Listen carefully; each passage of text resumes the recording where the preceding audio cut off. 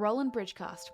Is it the next best audio mixer in the market? We're going over all the goods, setup, and features of the Roland Bridgecast today. This video is by a beginner for beginners. Welcome in.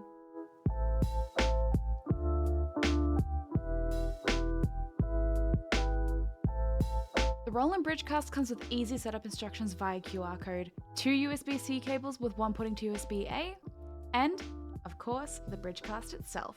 The mixer is small yet packs a punch. You can see instantly that there are 4 channels, multiple mic profiles, and other fun buttons that we'll get into in a little bit. There are a couple of things that you need to do before hooking up your Bridgecast though, and I know that you're excited to sink your teeth into this, but trust me, it's crucial. First, you need to sign up for a Roland account by following the link on that little orange card that you receive in the box, or you can scan the QR code on your mobile. Setting up an account is as easy as providing an email and a password. Now we just have to register our Bridgecast. Select the Bridgecast from the drop down, enter the serial number which is found on the bottom of your Bridgecast, fill in your purchase date, method, and dealer, though you can leave those last 3 blank.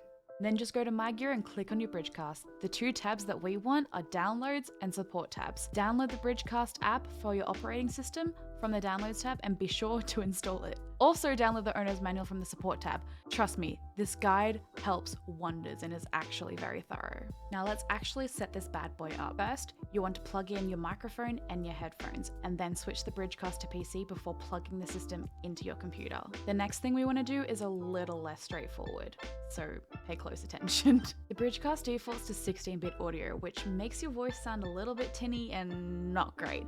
So we want to go into our sound settings and change this. Right-click on the sound icon on the right-hand side of your taskbar and select Sounds. Next, go to the Recording tab and right-click on Mic.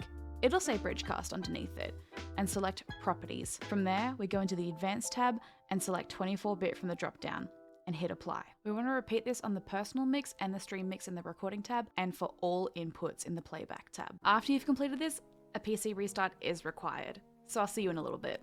Welcome back! Now that you're back, let's launch the Bridgecast app, which we downloaded and installed before. If you followed all the steps correctly before, you should be able to assign your inputs to each channel.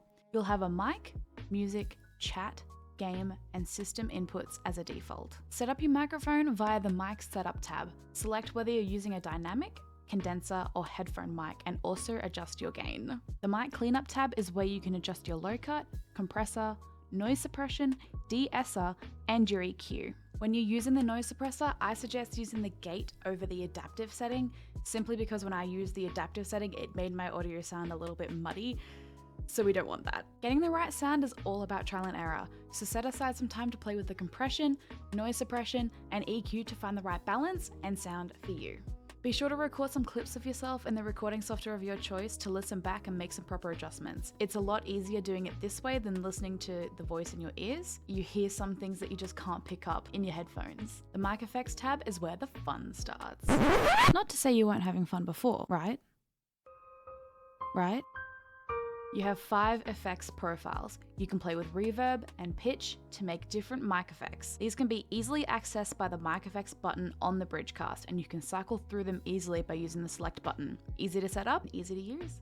In the game and chat tabs, you can adjust the EQ of your game and the person you're in a voice call with. I haven't really seen this level of control with other mixes, so it was definitely surprising to see on the Bridgecast. You can adjust your mic playback delay and lineouts in the Output tab, though I really wouldn't change anything in this tab currently. In the Profiles tab, you can save up to 5 different Bridgecast profiles to cycle through. You can see if the Bridgecast app needs updating via the System tab. You can also adjust your LED brightness here too. Your Bridgecast should be all set up to use now. Just be sure to be using the Stream Mix when selecting audio sources in your recording software. One of the cool features of the Bridgecast is that with a Roland account, which we have because we signed up for one for registering our product, you get access to BGMcast. This is a service that's exclusive to Roland. You gain access to 32 copyright-free background music files and 16 sound effects. If you choose to purchase the premium plan, you gain access to over 1,000 tracks and sound effects to use in your content. BGMcast is super easy to navigate with background music and sound effects tabs. For the music, just click on the mood and music will instantly start playing. The sound effects tab is a little more complicated. It has 4 lines of sound effects, a volume slider, and a preview button. You do have to hold down the preview button to hear the whole sound though. Also, headphone warning, turn down the volumes of the sound effects, they are quite loud. Click the 3 dots on one of the lines to see all the sounds you have access to. BGMcast is such a cool idea to have integrated into the Bridgecast itself, and it gives you access to a bunch of cool sound effects and music that you would normally spend hours searching for. And with a premium membership, the options are limitless. There are a bunch of notable features that make the Bridgecast stand out from the rest. The Bridgecast is small, compact, and takes up less space than most audio mixers, though it's as robust as most units double its size. It's great for smaller setups where space is limited, or if you just want to free up some space for something else. But the standout feature, in my opinion, is the ability to have 2 separate mixes, one personal mix and one stream mix. With the press of a button, which does turn blue when you're in the stream mix, you can alter what the stream hears and then go right back to the personal mix in your own ears. Is your music too loud or is it distracting you from your game? Cool. Turn it off. You don't need to hear it, but stream can. You can also use the mix link button to adjust the volume of your personal and stream mixes at the same time. There are also dials that allow you to control the volume of the stream mix all in one, and also what you hear in your headphones.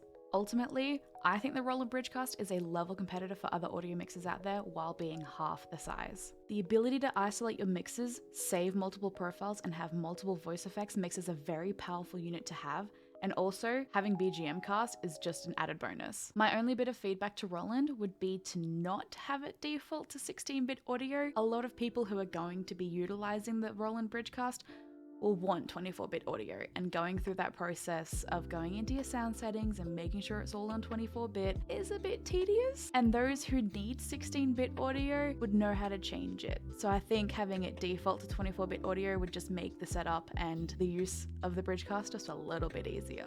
I would also love to see a little bit more customization on the noise gate, because having it a blanket threshold setting is a little bit limiting. Averaging at around 450 Australian dollars is on par with a lot of smaller audio mixers, while also encompassing a lot of features that the larger ones have that are normally double the price. So I would definitely recommend the Roland Bridgecast to anyone looking for an audio mixer.